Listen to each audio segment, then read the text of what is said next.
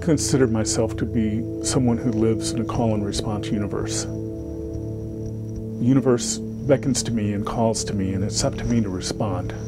Often the responses, the answers to the call, ripple out to other sources. Eventually, it'll work its way back to me, but here again, perhaps it'll come from a source that I don't understand. You got to keep your eyes open when you pray. Of course, in order for the novena paintings to be successful, I can't create a circumstance that is so completely focused that it shuts down you, the viewer, to bring your response to the painting. I'm hoping that by casting this information out as a call, as a prayer, as a series of prayers, that perhaps other people will respond to that energy, will respond to these images and connect with it and take that connection and move it out in the ripple of energy that is community, that is humanity.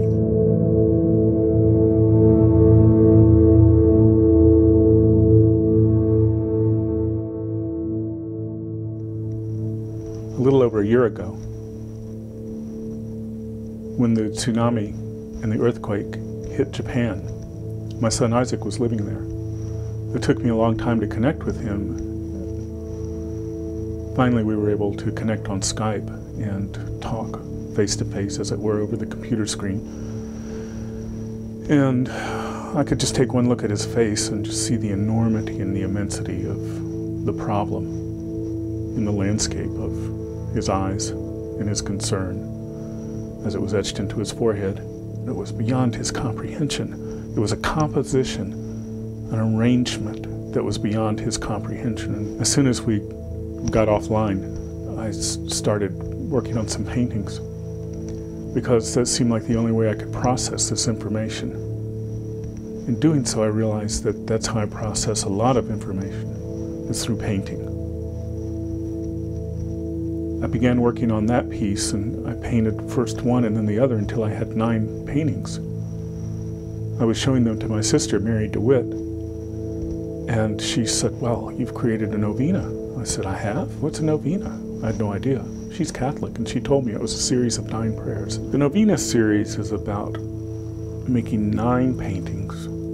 I've been using watercolors on paper, but making 9 paintings that are about a particular focus.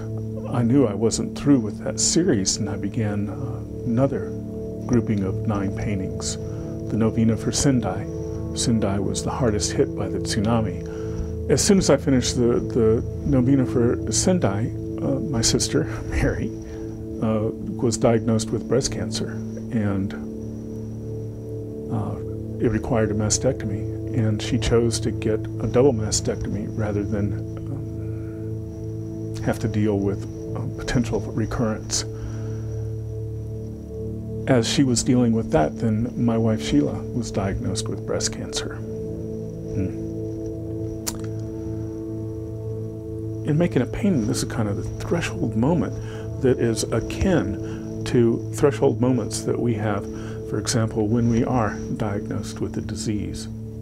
Here again, I couldn't take in all of the information that I needed to process to even be connected to what they were feeling. Indeed, I believe it's impossible for me to really understand what another person is feeling. Primarily in this novena, I am dealing with breast cancer and investigations into what that means to a woman, what that means to a man. I think through these paintings, through this prayer series, through any image that I might want to make, through any sort of neutral stance, receptive stance that I might make, then I help create a space where an exchange can be made, even about things that are difficult to talk about or impossible to put in language. I sometimes get accused of being so heavy about all of this stuff. It's not a heaviness, it's a lightness. In fact, it's through making these paintings and making this art that I'm able to not let go, but embrace in a way that doesn't weigh me down. You know, when you're carrying something, that's just dead weight, but when you embrace something, there's an exchange. I love that exchange. I love that exchange. I love the surprise of that exchange. I've been talking with my wife and my sister, who are currently dealing with treatment, surgery, the ramifications of that, having gone through radiation, and being put to sleep, and I'm realizing that they themselves are not defined by having had breast cancer. Rather, we are embraced by those circumstances, and I do think that we have the opportunity to delve into the metaphorical meaning of our diseases, to the metaphorical meaning of our relationship with our bodies, both when our bodies are functioning as well as they can and when our bodies are not functioning well or are invaded, in this case by aberrant cells gone wild. So the colors that start coming out of this series for me speak to that invasion, not just the invasion of the cancer cells, the invasion of the disease, but then the personal invasion that the person stricken with this disease has to deal with, the things I'm finding out they have to deal with, this sense of self, this sense of being violated by their own bodies. How can I bring that to a painting? I do find myself using particular kinds of shapes and grids to deal with how I perceive medical procedures to exist, especially radiation, chemotherapy. Some of the garish colors that I'm using, the psychedelic colors, have to do with how I perceive that science. The process of making these paintings is very organic, and it is a conversation.